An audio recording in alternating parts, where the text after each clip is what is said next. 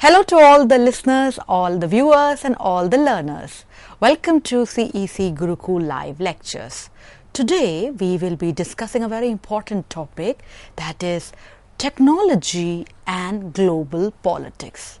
The reason why we picked up this topic today is because technology is rampant in every aspect of domestic as well as international politics issues.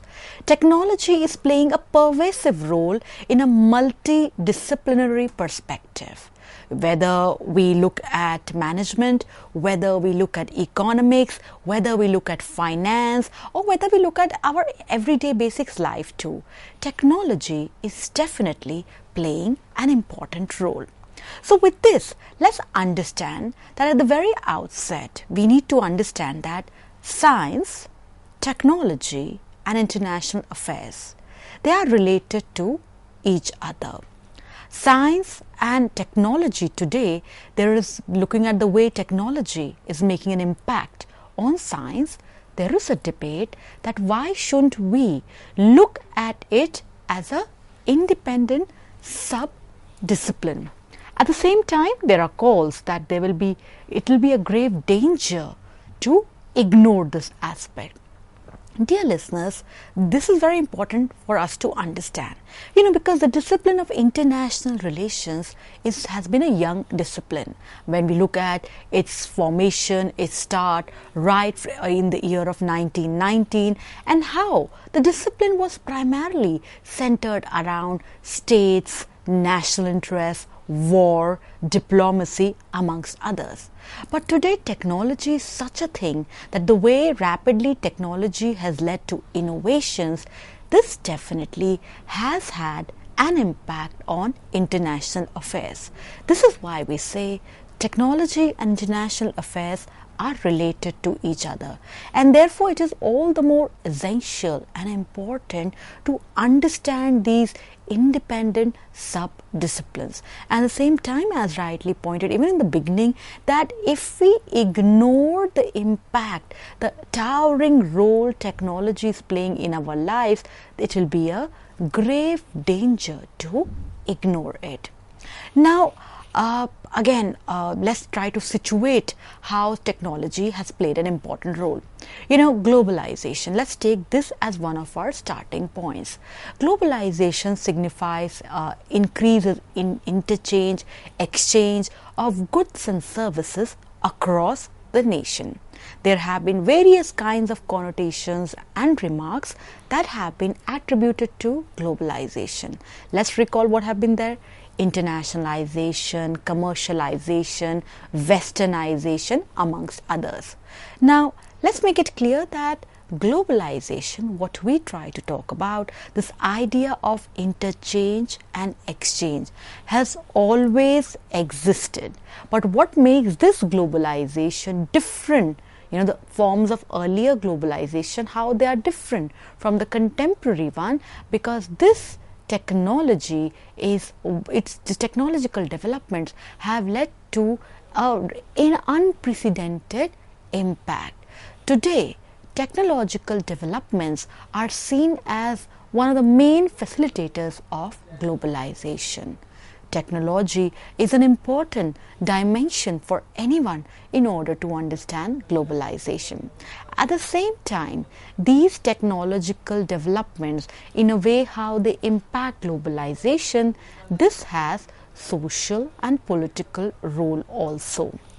Now, let's understand how do we define technology.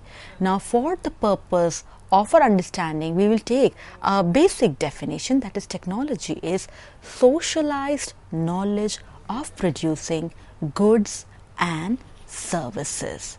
Now, this definition needs to be studied further in detail in order to comprehend the dynamics of what role technology is playing today in global politics, which definitely has an interface with other disciplines also: management, finance, public policy, sociology too, amongst others.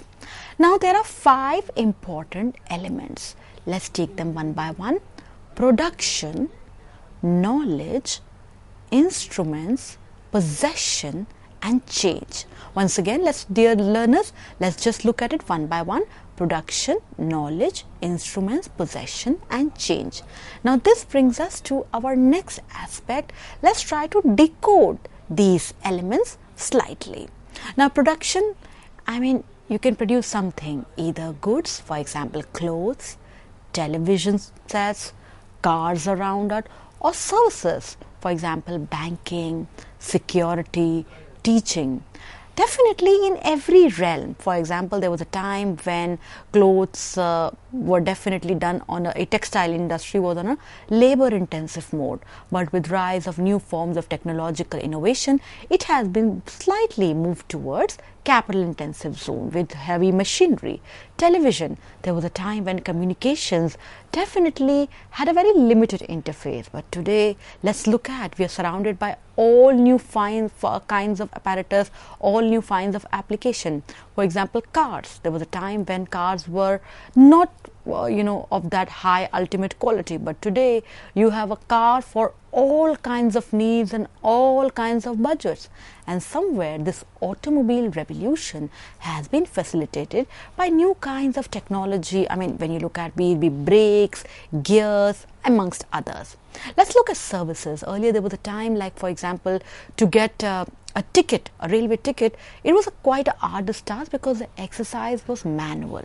But with the rise of information technology vis-a-vis computers, today our banks are working on an electronic mode. Today our security, home security, is trying to be remolded on the security mode. Today, to give an example, technology has enabled all of us to connect together via this teaching and learning platform. So therefore, it cannot be doubted that technology indeed improves our capacity to produce. Now this capacity to produce, be it in the realm of automobiles or be it in the realm of hegemony in the financial and banking sector, has an influence in guiding diplomacy and national interest when we look at the larger international relations paradigm. Then of course there are intellectual activities, research and development institutions. So therefore all these instruments, be it rise of knowledge power, be it rise of research, be it research being available to everywhere in any part of the globe at any point via the technological revolution, definitely it has to be seen that these instruments are extensions of the human body. So therefore when we talk about possession, people possess technology, they also control it, and this is why we say that technology is a power currency, because controlling technology leads to a certain kind of division between the rich and the poor countries. To talk about patents, transfers, protection of intellectual rights, amongst others. All these are avenues wherein technology casts an impact on other areas too. For example, change is something that has an important effect on the lives of the people. So all these issues, we are saying that today technology has led to new forms of quest for power, be it controlling access to security avenues, be it control on the research paradigm, be it casting domination via patents and intellectual property rights. All these things were definitely not heard at the time of 1919 when international relations was formed. Now with all these developments, definitely international relations cannot afford to ignore them. For example, when we talk about the first phase of international relations, when we have this entire First World War paradigm, and then after that we have the formation of chair for international relations at Australia. At that time, definitely the focus of IR may be on survival, statism, self-help.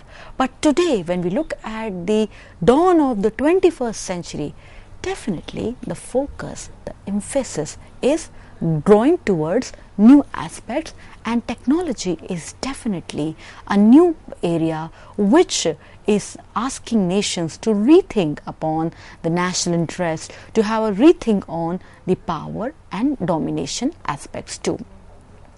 As pointed out, globalization is not new.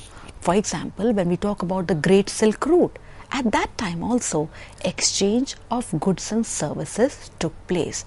But what is essential or to be noted about this contemporary globalization is the rampant impact this exchange of goods and services is having on the everyday lives of people.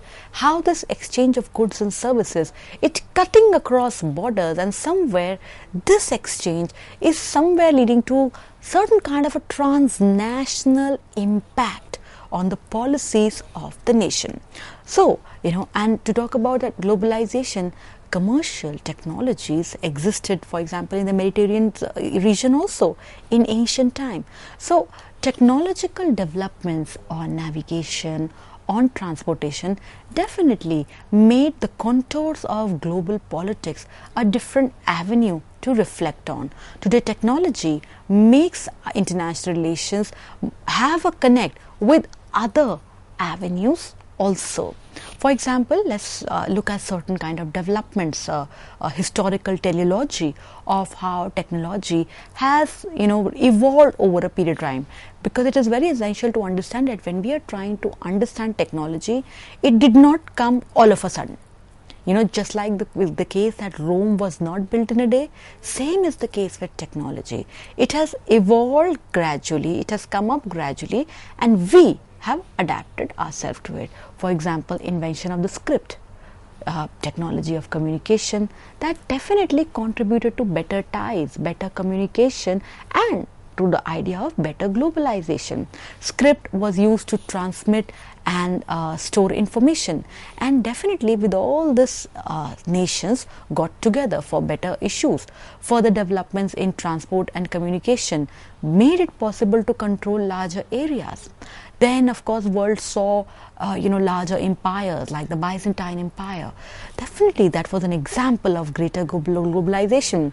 To talk about invention of the print machine, with the moving letters by Gutenberg. What kind of impact all these things were having? They were getting platforms or avenues for the world to cooperate together to understand each other, and there was an attempt to enhance the medium of the interface with each other. Emergence of newspapers, or to talk about invention of telegraph by Samuel Morse. Telegraph said definitely, when we try to situate it in that time, enhanced technology. And today, this telegraph has been replaced by 24/7 communication that we see via the internet. Today we have an app for every kind of a issue that we have, be it be food, be it be language, be it be news.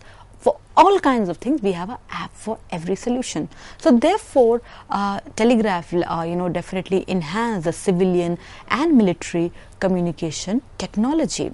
So at this time, it is also important to see the kind of discoveries. For example, Cyrus Fell's attempts for a transatlantic cable for telegraphy that succeeded in 1858, and that was the real start for the beginning of a global network. Or to talk about how Graham Bell invented and discovered telephone in 1861, and today this telephone has acquired new kinds of dimension when we see with the rise of mobile phones, with the rise of smartphones, that definitely is connecting all of us together in a way that we feel that the world is at our doorstep. So therefore, technological innovations and technological revolutions laid the foundation of a global network.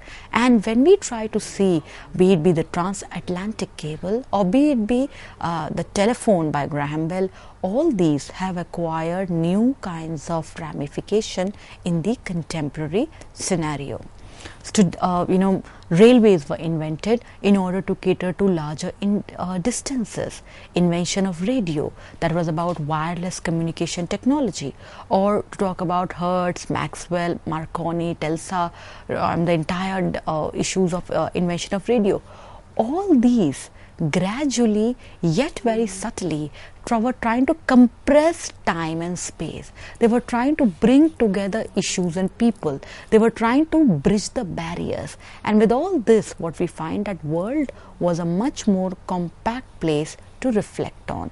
World and world issues were much more getting integrated. Now, of course, there's a debate, but this debate cannot dispute the fact that technology and all its innovations definitely have a huge impact on how the politics of the world was shaped.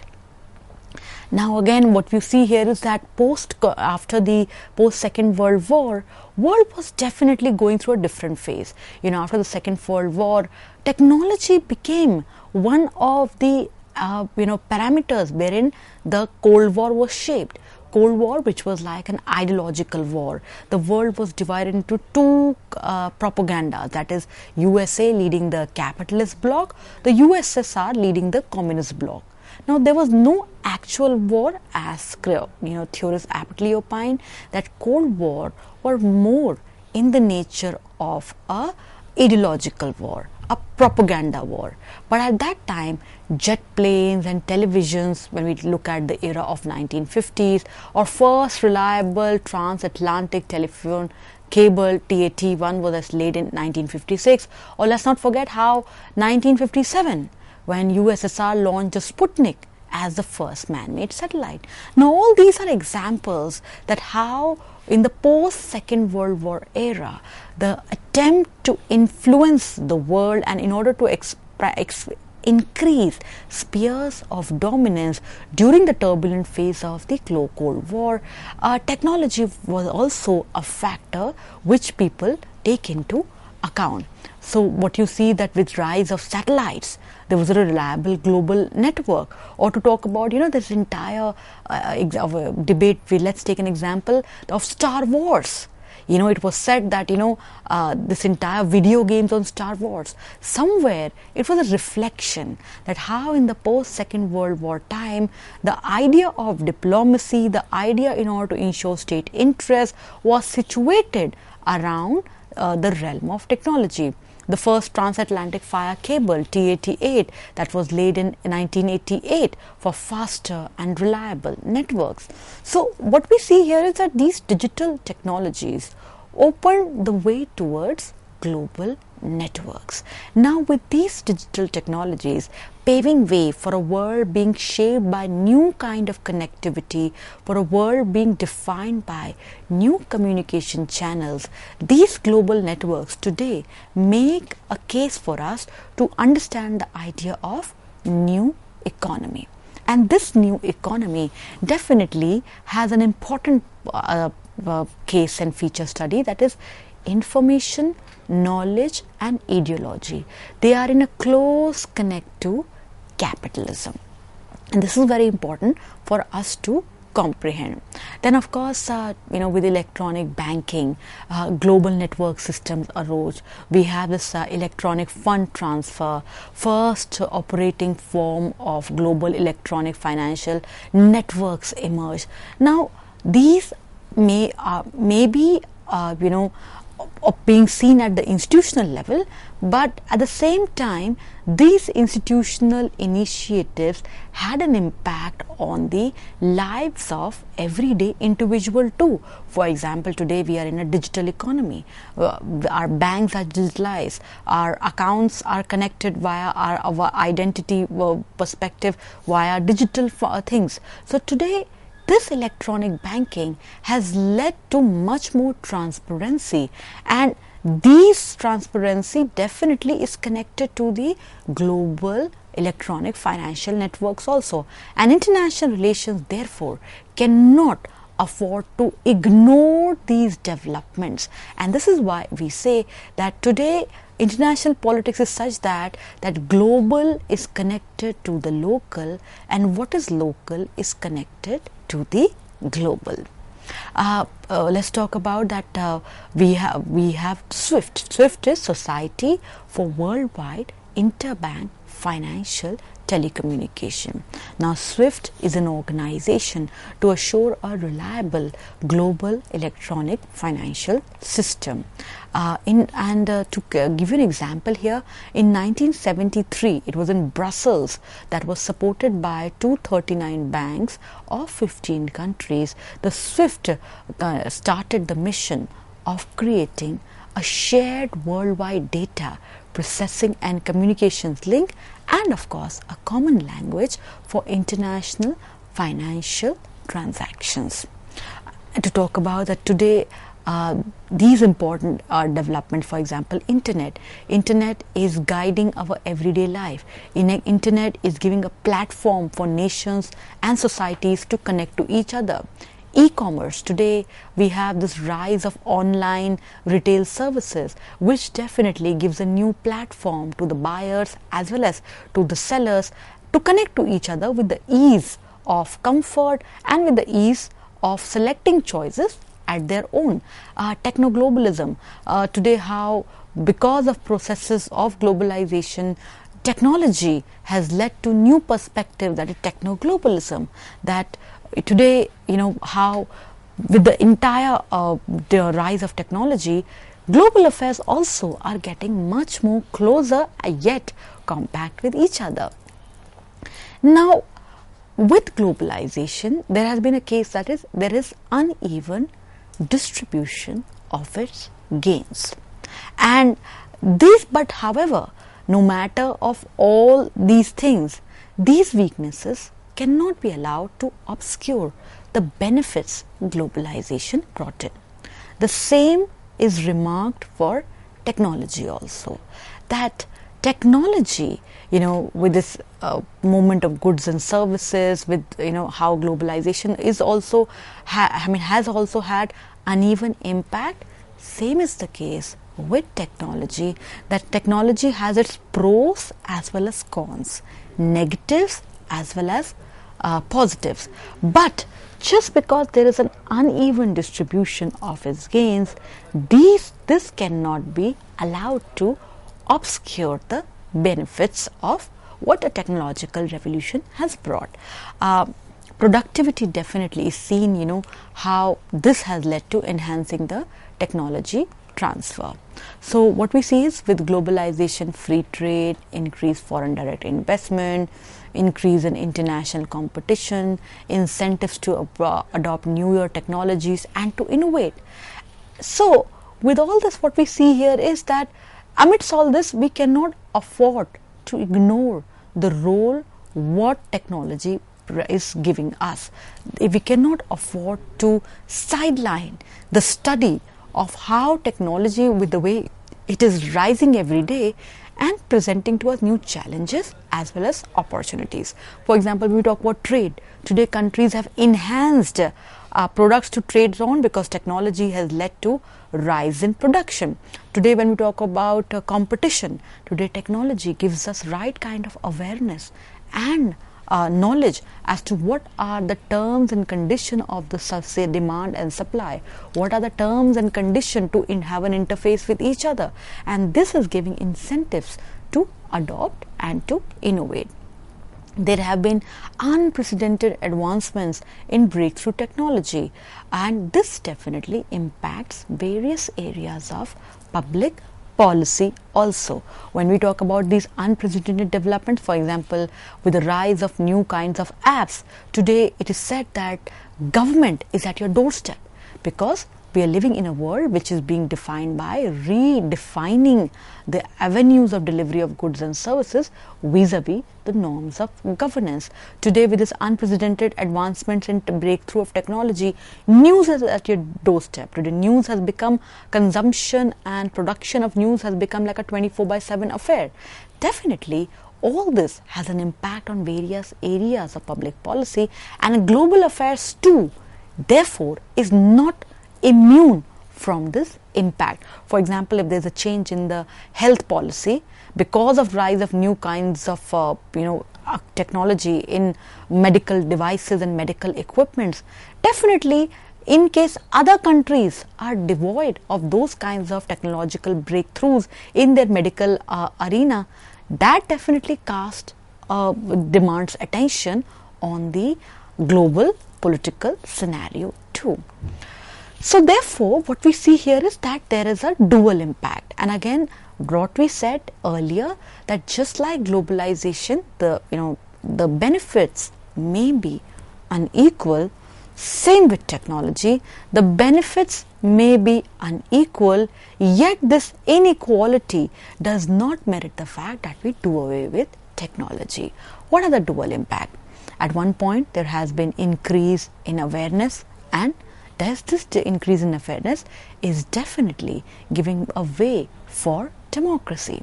Then of course there is an impact on digital security. Digital security today is a big chapter of analysis. Digital security today is a big arena for us to understand, which has led to certain kinds of digital inequality also that we have to see.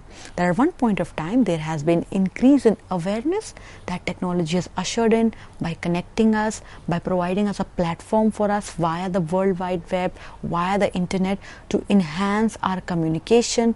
And this increase in awareness definitely has a democratic service for the domestic as well as international politics. At the same time, technology comes with its own weaknesses also, and one of the weaknesses of technology is digital security and digital inequality.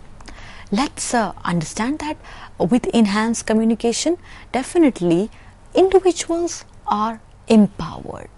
Internet has an impact on our lives, on what we learn, on what we consume, how do we communicate, and these connection technologies definitely has an impact on diplomacy also.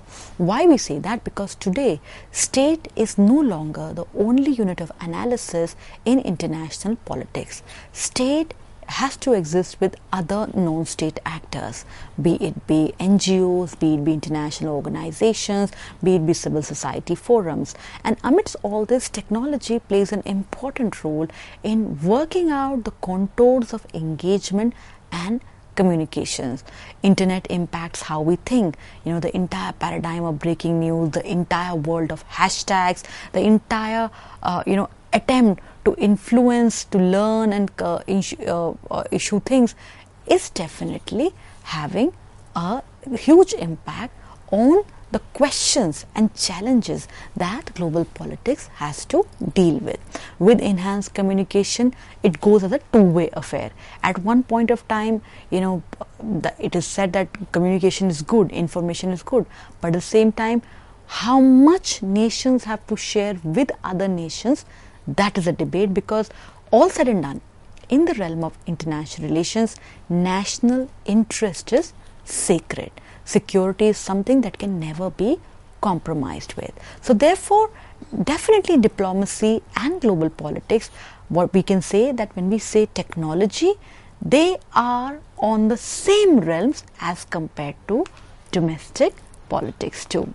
So therefore, it is no doubt that there has been a shift from state-centric politics. The world that we saw, the world discipline of international relations that we saw after 1919 is different from the time of today.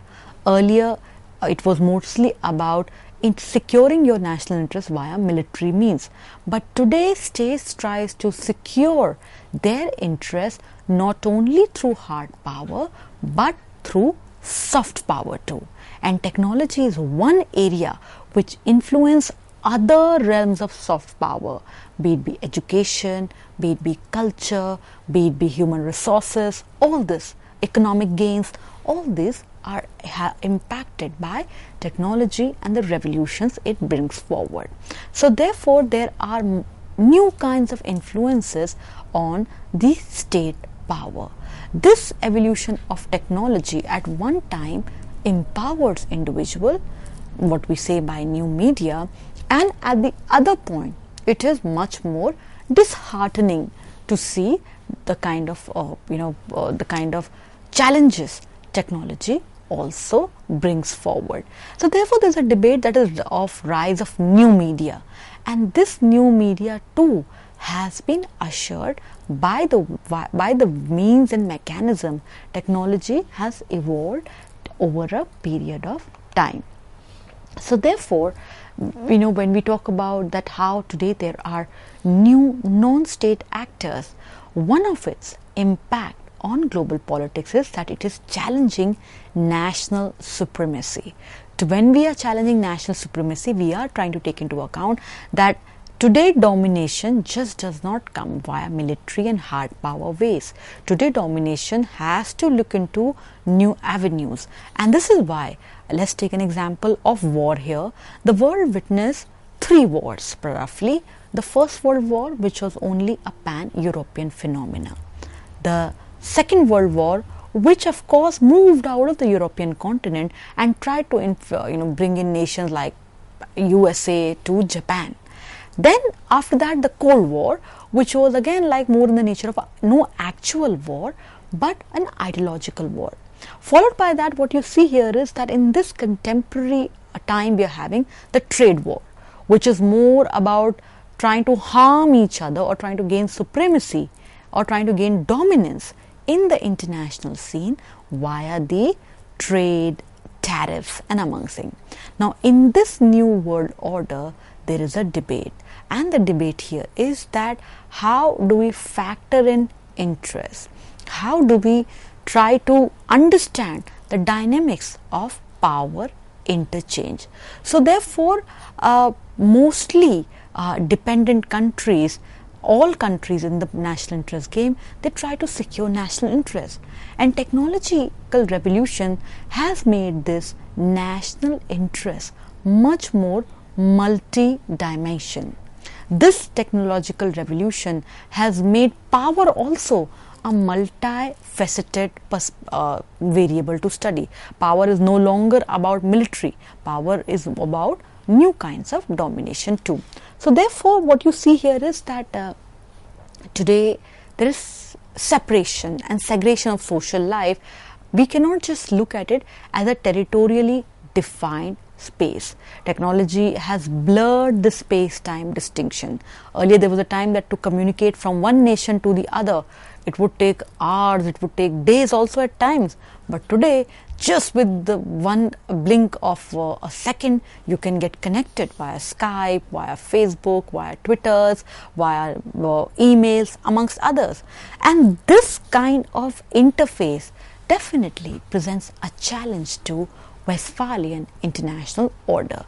Then of course, with this modification of space-time dimension, diplomatic activity also gets impacted, because today when social life is no longer about territorially defined space, diplomatic activity also then gets challenged. Now what we will like to understand here is that how technology, we've seen its connecting impact. Now we will try to look into the aspect of how technology has been misused also, or perhaps it is showing certain kind of weaknesses and vulnerabilities of the global politics. Today we are in a time of asymmetric warfare. By asymmetric warfare, we understand that not necessarily that we try to judge the prowess of a country based on the arms and ammunitions they have. This asymmetric warfare is also about how we try to look at the powers of a country in terms of technological reach, the resources of the country has. Today, when we talk about cyber terrorism, today cyberspace is one of the domain wherein certain kind of non-state actors are trying to influence.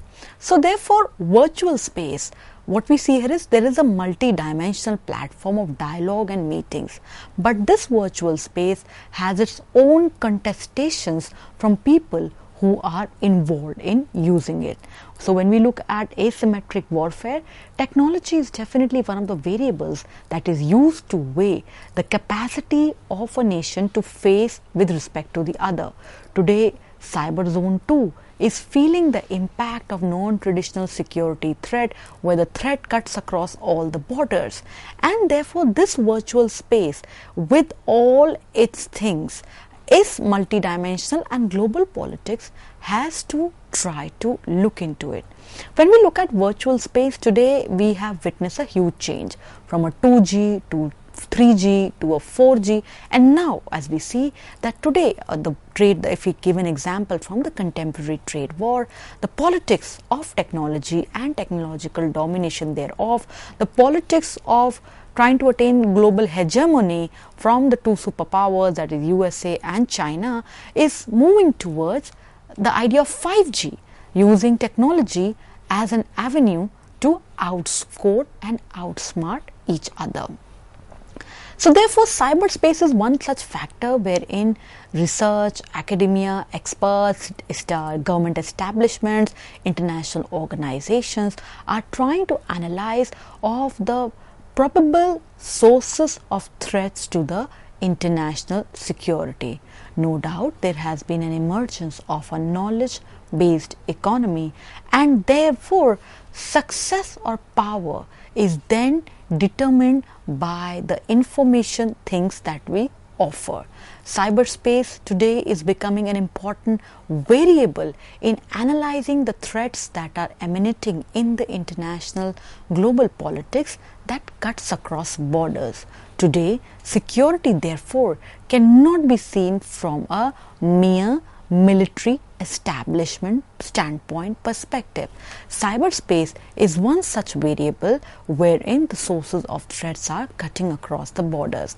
With the emergence of a knowledge-based economy, this definitely demands more attention, because with patents, intellectual property rights, research, the codes are getting codified, and technology therefore has an important input in enhancing the level of research. Nations cannot afford to ignore this. So therefore, your information is your new power, data is your new currency, and therefore then this technology is the determinant of the success and the power that will be prevailing in the global politics. Now, with this technology, one has to take also into account that there have been changes in the domestic and international legal norms too. Now, this changes in domestic and international legal norms demand attention, that when we look at the domestic apparatus, this domestic apparatus is witnessing huge change. Today, laws are getting codified in order to deal with the vagaries of changes in the surroundings that have been defined by new forms of technology. For example, Information Technology Act in every nation is not only trying to tap in the domestic changes, but also keep in tandem and trying to keep pace with the international legal norms also. Then of course there is a debate that goes on every time on what can be the rules of introduction, management and control over new technological solutions. For example, new media. When we look at your Facebook, Twitter, other forms of engagement, now with this new media, does freedom of expression, what we have, will it apply to same parameters that what a domestic legal apparatus offers? So therefore, technology is one such thing that is enforcing the legal arena also to rethink upon the rules of engagement.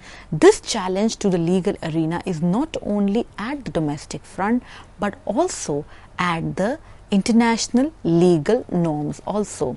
Today, international organizations are trying to understand as to what could be the legal parameters in order to cope with ever-changing technology. Today, regional organizations and several other establishments are trying to factor in cooperation together with nations using the variable of cooperation on the technological front and other legal norms associated with it, and the debate on the rules, what can be the rules of introduction, management and control over new technological solutions. This is a never-ending debate. Every time there are new things that are coming forward on it. Then of course, today with rise of technology, one has also seen that there has been involvement of the private entities. Now this involvement of the private entities makes us think on the trans-border sphere. Today this interface of technology with global politics is situated in the transnational realm of politics, where issues, interests are cutting across borders, where stakes are having certain kind of common arenas. There has been privatization of scientific research, and with the evolution of intellectual property protection system, this definitely merits attention on what roles technology can play in future for global politics. So therefore what you see here is that scientific and technological progress, they have definitely consecutively have had an impact on international politics. Earlier it was only about inventions, but today these inventions on a consecutive term are increasing, and with this increase in inventions, definitely global politics is not immune. So now there is another aspect, that today we have a technology for every solution. We have rise of new forms of industry, new forms of arenas. Now with this, human beings' domination over the natural environment has increased. No doubt there is an exploitation of natural resources. To quote the father of the nation, Mahatma Gandhi here, that there's enough in the world for our needs but not for our greed. Because of the quest to acquire more and more, human beings have started to extract more from nature. And with this, when we talk about greenhouse effect, when we hear about global warming, heating of Earth's temperature, when we hear about climate change, all these are instances wherein technology gave an interface to the human beings to tamper the natural environment in a way that is harmful to other generations to come. Today, when we look at how there is an attempt to create and implement environment friendly technologies, this is a priority. Rise of green technology, rise of cars that are working on environment friendly fuels, issue of having walls and insulators that are more friendly towards the nature. To state an example here, European Union, how it tries to have the energy policy goals in tandem with environmental protection and counteracting climate change. All these are important issues which one must have to take into account, that with the entire ecological input in global politics, technology was one of the factors that led to the weaknesses. Technology is one of the factors that is being used to re-debate the terms of engagement of human beings with the natural environment. So another example that new social media technologies are coming up. They are shaping up every aspect, and therefore there is a tendency as well as a pressure that is adjust human needs. The information age has given us reason, but there is a debate, where are we headed towards? Should we extract more and more from our nature? Should we try to bulldoze every aspect of our life via technology? Or, to give a simple example, do greetings on our social occasions and festivals via our social media platform have the same connect what a person one-to-one connect has? So therefore, information age has its own challenges as well as opportunities, and global politics too is feeling the heat of that new social media technologies are shaping every aspect of our life. There is a tendency as well as a pressure that how do we adapt and adjust human needs to this ever changing scenario. In this information age, there are certain things that one has to factor in our understanding of role of technology in global affairs. There is increase in data, no doubt. Today, data are codified, be it be at a working office or be it be for annual summits, data is recorded. There has been increase in online storage of valuable information. But at the same time, cyber attacks, the threats on the cyberspace, there are certain examples which cannot be ignored in order to show that how much states are weaker and less capable of mitigating these arising challenges. As we have seen in the past debates also, that today attempts to coordinate together on the technological front, attempts to deal with asymmetric warfare via cyber attacks are one of the parameters which gets countries to cooperate with each other. This information age has its own pros and cons. At that time, at one point of time, it is about data being a currency of power. At one point of time, it is about new forms of communication.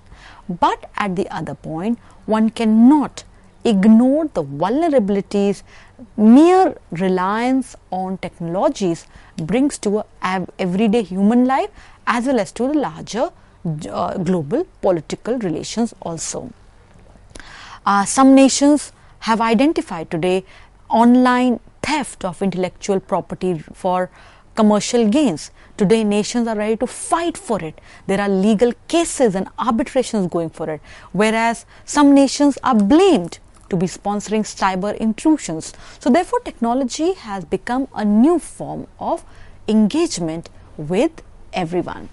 So therefore all these things, they cast a debate that technology is multifaceted.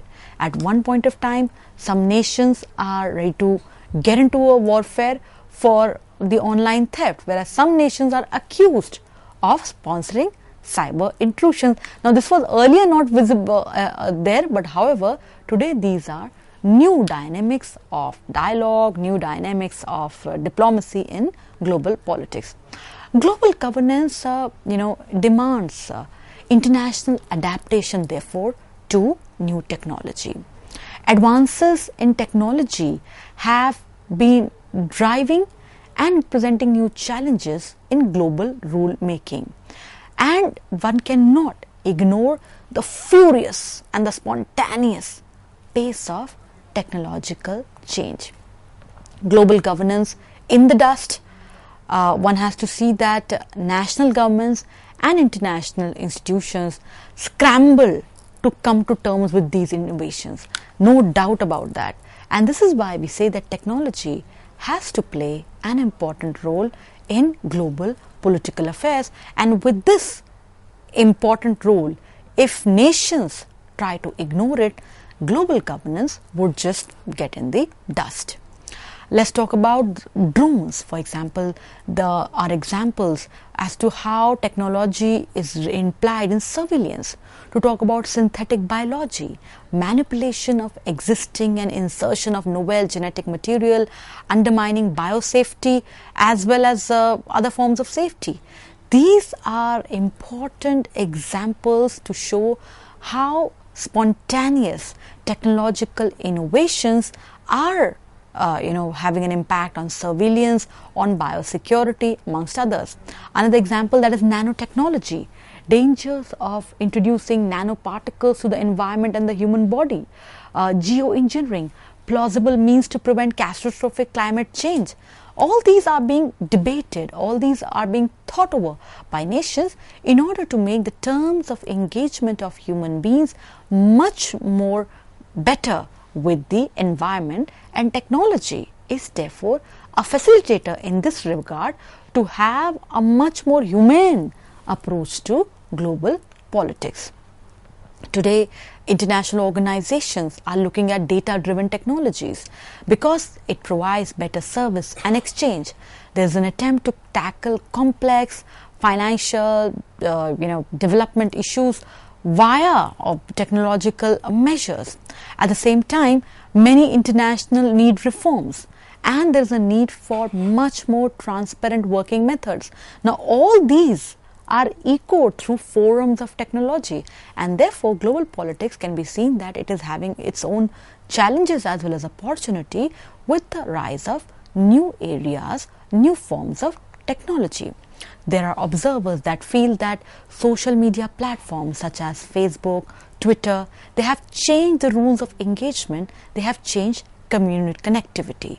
So therefore, there is a debate, is there democratic global evolution online? And of course, there are obstacles that are identified in this entire global democratic communication online debate. It empowers individual, no doubt. Online medias and channels also then are victims of fake and distorted images, mocking memes. Then few nations have also come to the conclusion that internet is another weapon of war. So therefore, there is this entire attempt to control connections and website content management that we talk about. Ineffective implementation of technology leads to harmful and costly endeavors. So therefore, adapting and managing new technologies becomes the norm for several nations. Evolving to technological advancements is the need of the hour that is highlighted at various international and regional forums. Earlier, formal representatives had to wait for long. To give you an example, nowadays, with new technological avenues, new forms of communication, officials' access to breakthrough technology has enabled instant contact. It has led to certain kind of ease in diplomacy. To give you an example, how there is rise of Twitter diplomacy, wherein individuals use Twitter to interact with officials, policymakers, citizens. Twitter is attempted in order to be used to gather information, to anticipate, analyze, manage and react to events. All this is showing that global politics definitely has to comprehend the benefits as well as the challenges technology offers. Today there is rise of digital diplomacy that we talk even at the domestic as well as at the international level, because there are new progressive communication challenges. They foster and strengthen official communication. At the same time, one should not ignore that there is a debate that whether digital platforms and critical decision making, how much of the content and the news has to be put up in the digital domain. So therefore, it is said that global politics therefore has to critically analyze itself, access its viability in the sense of larger being responsive to new technologies. Bureaucrats and politicians along with researchers, for example, today in nations like China, artificial intelligence is being debated as a new currency of power. AI as an assistant in their day-to-day decision making. The robots are trained and they can come up with policy suggestions. So therefore, artificial intelligence today is an important factor of analysis in foreign affairs paradigm for several nations. The recent technological breakthrough, for example, when we talk about image recognition, that adds more to defense and surveillance for many nations, deep learning, big data processing, all this have come to help nations, but right now they are mostly in the private sector, and therefore nations of various countries, the governments of various countries are trying to understand how do we capture the benefits of these recent technological breakthrough. There are changes in military tactics, alter national security strategies, and nations are thinking as to how artificial intelligence, AI, can be game changer in international politics. Government, the aims for the safety of individuals and technology. When technology changes so fast, so does national interest, and therefore artificial intelligence then is a strategic weapon that can eliminate the enemy's will to fight. And as you see that other forms of warfare like nuclear weapons, they are gradually becoming more and more unusable.